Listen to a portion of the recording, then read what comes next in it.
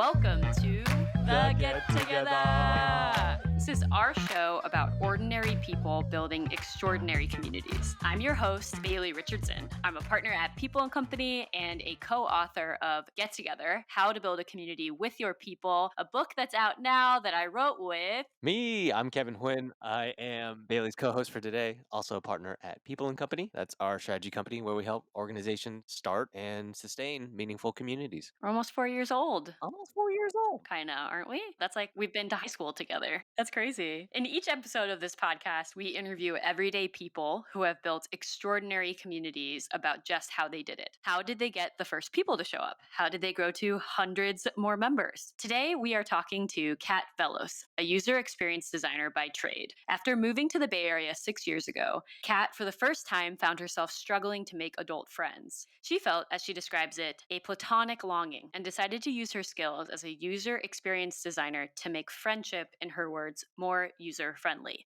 The result of this research is her new book, We Should Get Together, that covers how to cultivate better friendships. Today, we'll talk to Kat about why she wrote her book, what she learned in the process, and we'll also learn from her experience founding and leading the Bay Area Black designers community, which is described as Silicon Valley's largest unofficial ERG for Black designers. Kev, what's one thing you learned from our conversation with Kat? Kat talks about starting Bay Area Black designers because she rarely saw other Black designers, rarely saw them at conferences, at the places she worked, in her city. And it's a reminder that if you're feeling isolated, if there aren't other people who look like you in the spaces that you are working in or spending time in, they probably are out there. And you can spark a community that draws them in. You know, it takes action, it takes collecting the first few folks and doing something with them, but you can be the difference between someone feeling like they're supported and seen or not. Awesome. Let's jump in and hear from Kat. Yeah. Kat, welcome to the podcast. We're really excited to have you here today. You've written 2 books, both of which are about how to build better friendships. What motivated you to embark on writing those books? Can you tell us about what you were going through or reflecting on at the time you decided to write them? Yeah. Thanks for having me on, and I'd love to dive in. With the books, I had never had a hard time making friends before in my life, but when I moved to the Bay Area in 2014, I suddenly did. It was really puzzling to me because I was meeting really cool people all the time and quote unquote making friends. But when you think about establishing depth and regularity, it was actually a little bit hard and strange to me. So I got obsessed with that conundrum and I talked to other people about it and they said they were having the same problem too. And I'm a user experience designer. When I see that people are having a problem with something, I can't help but want to try and solve it. I'm also a facilitator and I care a lot about community. This was something that I was personally interested in and professionally motivated by. So in 2015, I started a couple community groups. One was Bay Area Black designers. Another was called Better Than Small Talk. And that one was for people who value authentic connection and want to have closer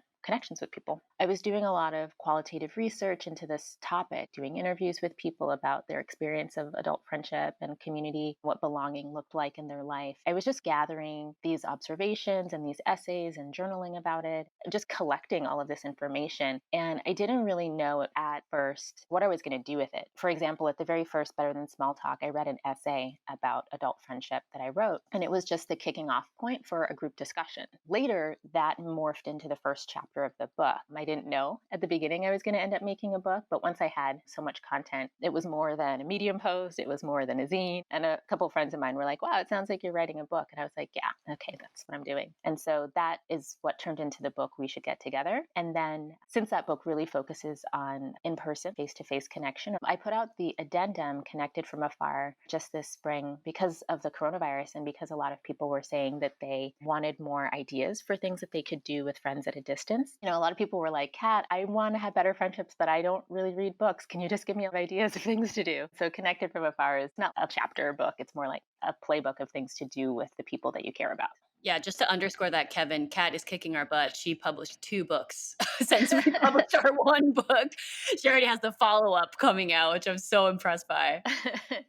I was just reflecting on the comment. This is more than a Medium post. This is more than a zine. When we wrote our book, the original Slack channel was Zine Town. The belief was we were going to make a zine. And then all of a sudden, it's like, we've been working for 6 months on the zine. And my fiance is like, that's not a zine, Kev. We are no longer true to the word zine. Yes, absolutely. Yeah, exactly. What do you think it was about coming to the Bay Area? Was it the place? Was it the culture? Was it the time of the world we're living in? Was it the age that you are? Why do you think it felt harder at that moment in time? The Bay Area is a really interesting place because I've moved in a lot of places. I've lived a lot of states. I've lived in two countries. I've changed cities a lot of times. And in the Bay Area, I felt more at home in terms of the people who were here, the diversity that I found in the East Bay in particular. I felt really at home here. And so it was especially baffling to me that I was having a hard time getting regular friends. And there's a confluence of different factors that play into it. In the book, I talk about the four biggest challenges for adult friendship, which are hypermobility, busyness, relationships and family, which obviously just take a lot of time, and difficulty establishing intimacy, moving from small talk to real talk. And in the Bay Area, there's a really high amount of transiency. There's a lot of people moving in and out of the region. And even within the region, at least before COVID, there were so many people commuting all the time and having these really busy schedules. So getting time to cultivate a deeper friendship is a challenge. Another really interesting part of the research that I found comes from a Richard Florida book called Who's Your City? And in it, him and a bunch of data scientists and psychologists looked at the clusters of psychological traits around the country. There are different clusters in different parts of the United States, and this particular region happens to draw a lot of people who are really into innovation or novelty. They have higher rates of introversion and also being neurotic.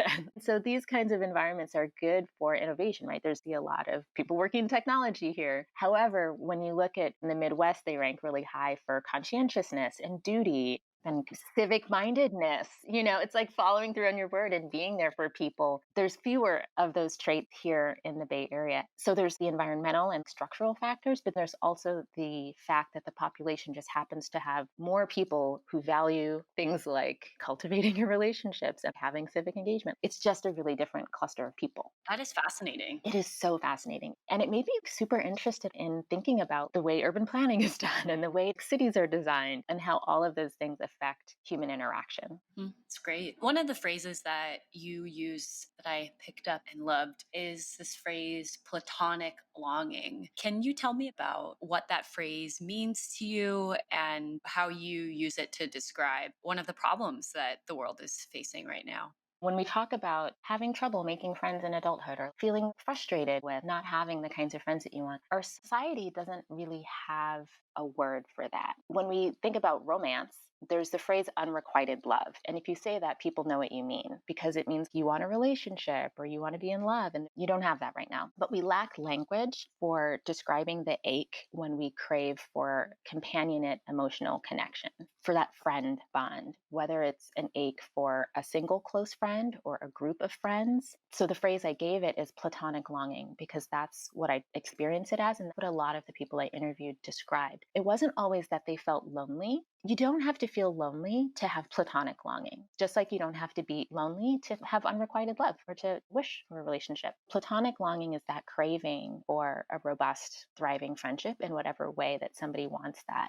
For one person, it might be they're really into fitness and they wish they had fitness buddies to be accountable with, or a solopreneur who's working alone. You might crave a group of other solopreneurs to bounce ideas off of. This combination of friendship and professional relationship. It could be somebody wishing that they had a friend who lived a 2-minute walk away, that they could have a really spontaneous blend of their lives together. It's this feeling of unrequited friendship and companionship. Why do you think we don't have language about that? I love the comparison to unrequited love. We do have language for romance. Why do we not have a better vocabulary around friendship? I think friendship gets a short shrift in our society compared to other types of relationship. A very good example of this is when I went into a bookstore here in Oakland and I asked the woman at the counter, I said, "Can you point me out where the friendship books are?" And she's like, "We don't have a section for that." And I was like, "Really?"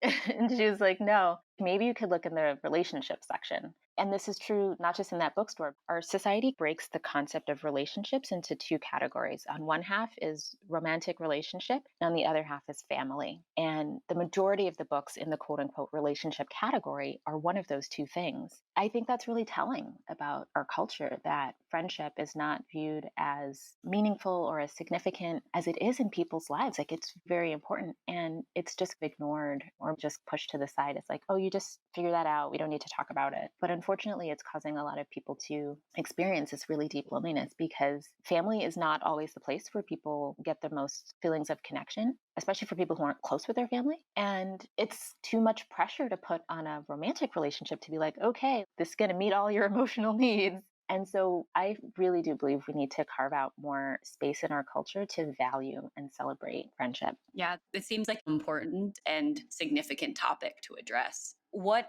do you see through your research and through reflection are the common problems? Say someone realizes consciously, I would like more friends, maybe like you did in the Bay Area. What are some of the bumps that they hit in the road trying to do that, or missteps that a lot of people take going down that journey? The bumps in the road that I think they'll just encounter are the four categories I mentioned before. So, like busyness and hypermobility and navigating around friendship or relationships and intimacy. But in terms of missteps that people might unknowingly be making, one of them that I see a lot is that people think that in order to make friends, that they have to go out and meet a ton of new people. And that's not necessarily true. And it's actually sadly ironic. I experienced this myself that when you've met tons and tons of new people, it can be even more painful when you don't have a close friend blossom out of that. And meeting tons of new people can actually turn into a distraction from developing deeper friendships because then it seems like the goal is to meet as many people as you can rather than to just go deep with one or two people. So, to make an analogy to, I mean, networking events are possibly universally hated, but when you think about being in a networking event, one of the things that's frustrating about it is it's like people have to go around and meet as many people as possible because you don't know which relationship is going to be really meaningful. But the way to make networking valuable is to focus on building a deeper connection with one or two people, not trying to meet every single person in the room. Similarly, in friendship, you don't have to meet so many people. Another mistake that people make is being overly picky. Our society and the proliferation of swipe left, swipe right apps have created more and more of this culture of disposability and thinking that there's always going to be someone better out there. If your brain is trained to always look for a better fit or a better person or someone you're going to like more, you're never going to be satisfied and you're never going to rest long enough to develop a bond with the person who is right in front of you. We don't need to meet 1,000 new people to have good friendships. We just have to develop and cultivate a meaningful connection that's right there in front of us and to be dedicated with that person or set of people that you choose to focus on. I'm just starting to think about my daily experience, living in New York, one, but also just on my screen and how many avatars I see, how many different faces I have light interactions with through the internet. And I feel like my experience of social life, especially digitally, it is a sea of people instead of really depth. I was just reflecting on a perhaps mediocre analogy, which is it's sort of like looking for an apartment. You might believe that there's the perfect one out there, but do you really want to look at 1,000 different apartments? Or do you want to find one that's going to work that then you can turn into a home? Though, if an apartment really isn't right, it's not going to magically become the best possible apartment. But yeah, mediocre analogy. I love the prefacing. It makes sense. Yeah, it's like looking for an apartment or shopping. All of these things have that same analogy of trying to find the best one, but you're not shopping for people. If you use that same mindset, you're just going to get really frustrated and you're never going to pick one because there's always something else better out there. Just go with what feels good and who you connect with and try to get closer to them. Capitalism showing up in our friendships everywhere. I wanted to ask you, your functional unit is friendships, and I know you are an active community organizer and a facilitator as well. So I'm so excited to ask you this question. But we study communities, and part of that is because we love how groups of people can come together to augment, magnify their impact in whatever way they define that. But also part of it is because I do see communities as portals for friendships. When I moved to New York, the way I approached making friends was I showed up at basketball team for women who are bad at basketball. And I think these people might be my kind of people. And it's true. I hung out there enough that I eventually made friends from this existing functioning community. Is there anything that a community leader can do to help people within their group make friends with one another? Are there any tips or observations you have for people who are leading or organizing small groups to facilitate those connections between members? I think community gets mistranslated because the word gets thrown around so frequently, and eventually the meaning of it gets dissolved or confused with other things. So affiliation is not necessarily connection. Being members of the same group is not necessarily connection, and being similar is not necessarily community.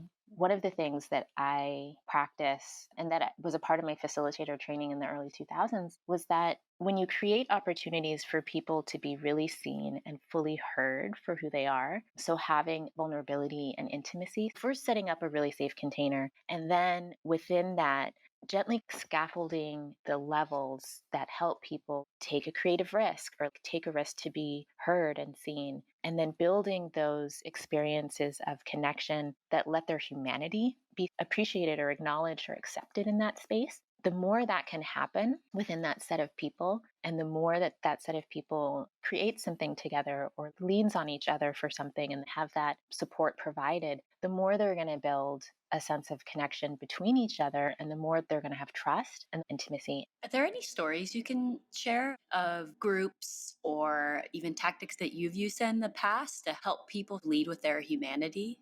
One very vibrant example comes from the organization that I originally did my facilitator training with. It was called The Power of Hope. They've actually now gone global, and they focused on youth development and community development. Their new name is Partners for Youth Empowerment, and their signature program was an 8-day residential camp.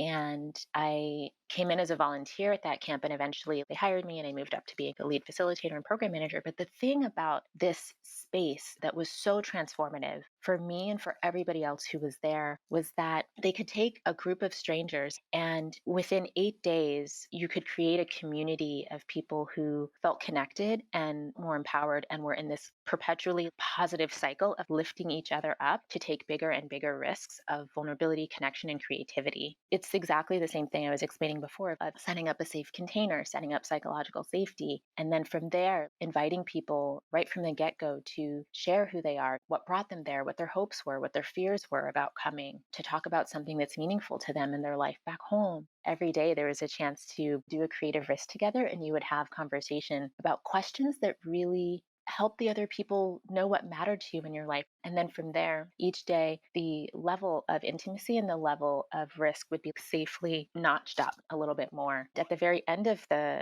8 days, the adults let go, and we put the youth in charge of running the final day of camp themselves. This was for teens 13 to 18 years old, and it was just such a beautiful experience. And it wasn't just this theory of how to make a community function. We were practicing it and teaching it at the same time. This is how you build leaders. This is how you create a community that can function on its own. It was just the most amazing, beautiful experience. And honestly, it's the foundation of everything that I try to do as well. It's harder when you're not living together 24 hours a day in a residential setting. Running a community group here in a busy metropolitan area where obviously we don't live together and we might just see each other at meetups. It's different. You're not going to get that same level of intimacy because you're not eating every meal together, camping in tents next to each other every night. But I do think that it's possible to use those same principles in how you design your community agreements and your goals and your principles, and model that as a facilitator. And then it's mentoring and supporting other people in the community to show their leadership and to step up as well.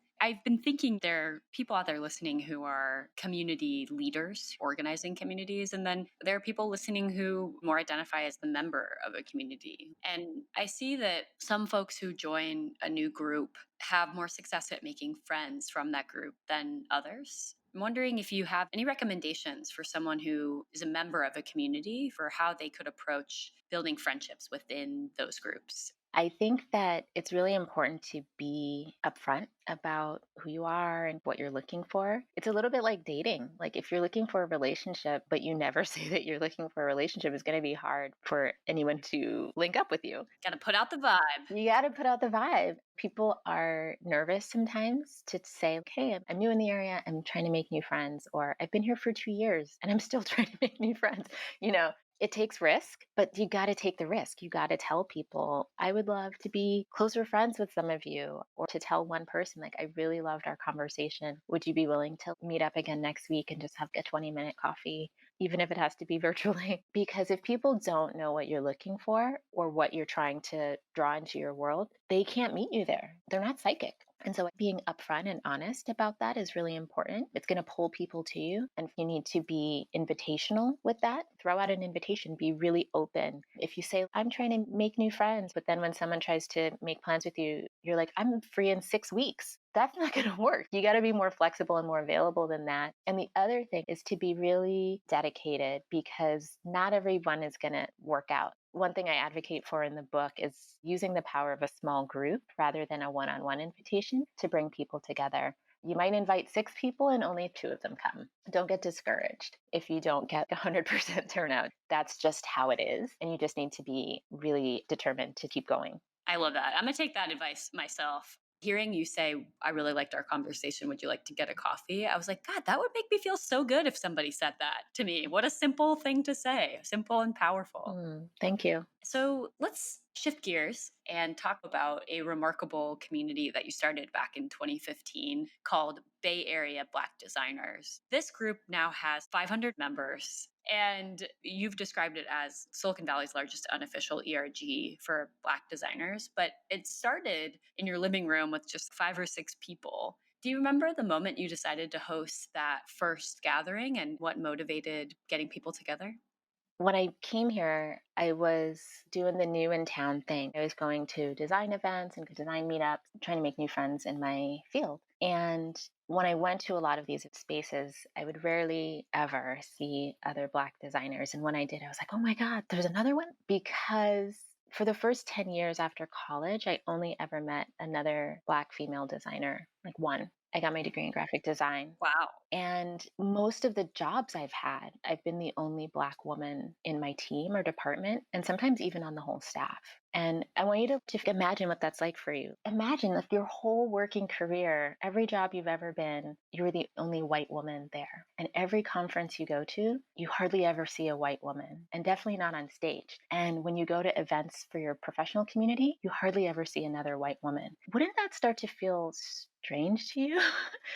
And it gets lonely. It gets really weird. Whenever I would find another Black designer, I wanted to put them in my pocket and be like, let's know each other. When I moved here, one day I was on LinkedIn, and who knows how things appear in front of me in the internet, but there was this guy who was a Black designer, and LinkedIn was like, you know, a lot of the same people. And I was like, this is weird. How have I never met this guy? So I sent him a message and I was like, hey, I don't know how we've never met. I hardly ever meet other Black designers. Would you want to get coffee? And he was like, yeah, totally. His name is Maurice Woods, and he is the founder of the Interact Project, which is a group that teaches students about design to get them interested in design as a career. He's a Black designer here in the Bay. He knew a few other Black designers, so he introduced me to them, and I was so excited. I was like, we need to do this. We need to get together. And they were like, yeah, totally. And I was like, no, I'm serious. And it's only because by this point, I've started and run multiple community groups in the past. I'm willing to organize this. This is not hard for me. I'm down. So in the summer of 2015, we got together, 5 or 6 of us in my living room. We got to know each other as people and heard about how each of us got into design and where we worked and what it was like working there. Talked about, it's not always easy. And it's super exciting to meet each other and to be in a shared space of empathy and recognition. So I was like, I'm willing to host this group every month. It was super organic and have been running it ever since. It's grown mostly through word of mouth. I set up the meetup page and a lot of people find it that way. The members come, they're like, Kat, you have great SEO. And I'm like, I just named the thing exactly what it is. People Google that they find us. It's funny, Kevin does this pressure check for if a community is specific enough of like, would you raise your hand and know that that is definitely for you based on the name or the description? And I feel like Bay Area Black designers is like, if that's you. Mm-hmm. It's pretty clear category. Yeah. And it's really been a labor of love, but also something that's important to me because a lot of us are working in jobs where we're the only one on staff. A lot of people of color leave jobs in STEM and in tech because we are underrepresented and underestimated in this industry. Less than 5% of the workforce in tech is Black. So we don't see a lot of people who look like us. We don't always have our talents recognized and rewarded. And it can be really alienating. In order to cope with that and continue to thrive, we need this strong, really supportive community. And it's what we can give each other to grow, to learn, to talk about challenges, to support each other's professional development, and also to have a sense of connection. conversation with other people who know exactly what it's like to wear that hat. And you said that you decided to host it regularly after that first session. How did you know you wanted to do that? Is it because of your past community organizing? Is it because of how it felt in the room? What were your signals to keep going? I know that if you don't have consistency and regularity, a lot of things fizzle out. The few of them who had known each other would maybe have a potluck a couple times a year, and it was very loose and hard to really get depth, right? It's like building a friendship. If you only see each other twice a year, is that really community? Is that really a friendship? It's a connection of some kind, it's an affiliation, but I'm going for depth. And the way you do that is by being consistent and showing up over and over again with each other and for each other. So to me, that was just a no brainer that it has to be frequent. You need to have a certain frequency if you're going to really stick and gel and grow as well. To make an analogy, why one of the reasons meeting monthly didn't phase me is one of the very first communities I ran was a literary poetry community in St. Augustine after I graduated college. I ran that group for 4 years and we met every other week. Meeting biweekly for 4 years was a lot, and running that group was a lot, but it was also so joyful. So to me, meeting monthly was not that hard. Looking back on it, what I was committing to at that point was producing an event every 3 to 4 weeks on top of my regular job for no pay. That was a lot of work. Yeah.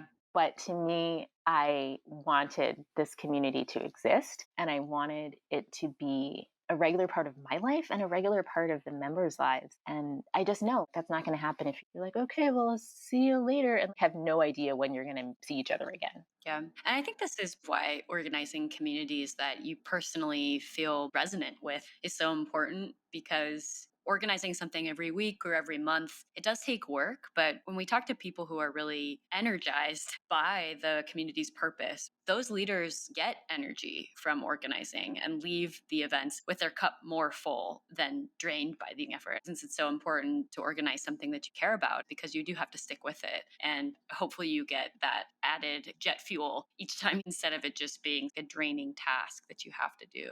Yeah. And for the first 3 to 4-ish years, I was absolutely in that space of getting that jet fuel from it and having the space in my life to deliver that. When I was working on my book, I did not have the bandwidth to do that. And I tapped some other members to be like, are you willing to serve as a leadership committee while I have to step out and finish my book? And they were totally had my back. Now that my book is done, I'm back to being in that role of leadership and I'm in a flexible place with it now. I know that it doesn't have to be super dogmatic. It's okay to be flexible, especially with the state of the world right now. It needs to be supportive to me as well as the people. And so now our timeline is more like 8 to 10 times a year, which is still a fair amount. And I'm doing more mentorship to cultivate people in the group, to organize events, to lead them. I do coaching on how to have a successful event and how to not just handle the logistics, but facilitation, because what I want is to empower more people to develop these leadership skills on their own so that it doesn't always have to fall on me, and so that other people can develop their potential and not just contribute that here, but who knows what they're going to do in the future where they can take that skill. So that's what my focus is more right now.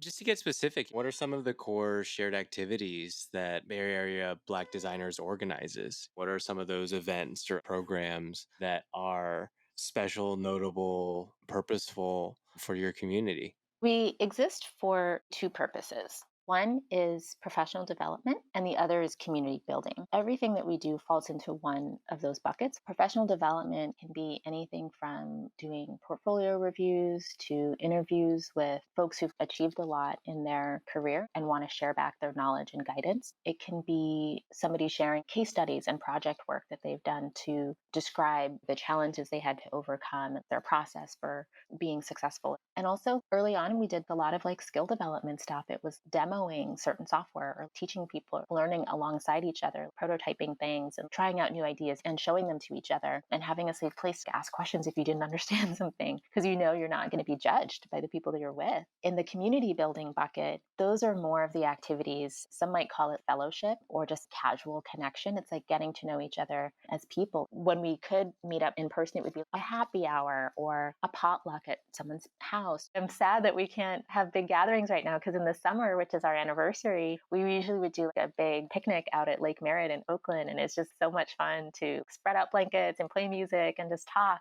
And has the purpose for Bay Area Black Designer that shifted at all over the years? Has the focus shifted? That's our focus. That's what we're here for. Yeah, I'm committed to that. When new members join the group, I share with them, this is what we're here for. And they can see that on the meetup page before they join. They can see what we're about, our code of conduct, our expectations. So they know what they're signing up for. And when I survey the members, this is the two things that they continue to say was valuable. I believe there are applications to the group still. What do you look for in those applications? What is that process like? And what do you look for from people who are asking to join the group? Are they in the Bay Area? Are they Black? Are they a designer or aspiring designers? That's basically it. It's like, do you identify as these things? And I also ask a few questions to make sure that these applications are from real people, that they're a fit for the group, and that what they're looking for aligns with what we're here to do. And also the fact that the word designer means a lot of different things. So you could be an interior designer or a fashion designer. But for our context, what we mean is you are a user experience designer, a visual designer, a UI designer, or a design researcher. And because for the bulk of our existence, it's been so much about getting together face to face, that's why I limited it to the Bay Area. Because I'm sure there are Black designers in Berlin, but if I want to meet up with you, like that's going to be a lot harder to do. So local. It's been 5 years now that you started this community, and now there are hundreds of people. You've had a number of events and affected a lot of people's lives. What has this community brought to you? How has it changed you or affected you professionally or personally? It's super validating to have been able to not just connect with the initial group of people who came to the group, but to see the way that it's grown over time and to have new members say, oh my gosh, I was really looking for this. I'm so glad that this exists. I never thought there would be a group like this. I know what that feels like. To wish for a group of people or a community or a space to bring a very nuanced experience. It's a very unique thing to be in the Bay Area and to be Black and to be a designer. So it's validating to me when the group meets some of the needs of people who are coming to us. And I get the same things from it as the members do, having that safe space to share what's rough or to celebrate Black excellence with other people that look like me. That's not something the world is providing for us, so we have to make it for ourselves frequently. It's a joy to share that. This just reminds me of a quote that I saw of yours in an interview, which was, remember that you're not alone. If you feel the need for a community group that you don't have access to, chances are you're not the only one who wants it. If you can't find it, create it. And I think that's beautiful. It's a call to action. It's also acknowledging that sometimes there's a unfortunate real challenge that if there might not be a group that is currently organized that will feed you in the way that you're seeking at the moment. And it takes leaders like you, people willing to take the first step to create it, to start the fire. Thank you. Kat, we like to ask anyone who comes on the podcast if you had a magic wand and you could conjure anything for the Bay Area Black designers community, what would you ask for? I would ask for a lot of things because the magic wand only give one thing, or can I ask for a lot of things? You go for it. We are ruleless on this. The classic magic wand loophole. Or ask. My first wish is 10,000 more wishes. Well, the first thing I would ask is for every company who only has one Black designer on staff to 10x that by the end of next year. I want none of us to ever feel like we're the only one in any more spaces for the rest of our careers. Because white designers don't have to go through that experience. Neither should Black designers, neither should Latinx designers, neither should queer designers. In too many ways, we're tokenized on the spaces that we get hired to or the stages we get asked to speak on. Anyone who wants to include Black designers needs to make sure they're not just including one and checking a box. Also, people who want to support Black designers should hire us, but not be so reactionary. Don't just come knocking on our door because you want to suddenly prove that you stand with Black Lives Matter. They need to look at the entire landscape. When you look at all of the steps to get to that place where you're working as a professional Black designer, there were so many things that had to come before that. And I would wish for people to support Black youth and youth of color along that entire process. That's everything from design education to looking at the school to prison pipeline. And how about investing in a school to tech careers pipeline? Invest in under-resourced communities and schools and look at what it takes to support Black people at every step along that path so that we can get to those doors that lead to careers as designers. And if they have Black designers on staff, treat us really well. Don't just hire us to the generic product designer role. Make sure that you're putting Black people in your VP of design role and your head of design role so that we can not only have that unlimited success that's available to white designers, but so that we can also serve as role models to the youth. We should give those youth dozens of role models. It shouldn't just be like, oh, there's one, he made it or she made it. Supporting the Black design community doesn't just mean giving a donation to BABD. It means looking at all of these other ways throughout the scaffolding to this role and to our experience within company, and supporting Black designers at all of those levels. Awesome. Kat, thank you for the work that you're doing. And I'm glad to know you through this and our intense design sprint that we're sharing, and excited to see what you have ahead of you as well. You have forged so many projects into the world, and it's just inspiring to see how you realize things that you want. So thank you for letting us interview, and thank you for the time. Yeah, thanks for having me on the show, and thanks for amplifying Black voices and promoting the beautiful work that we do in the world.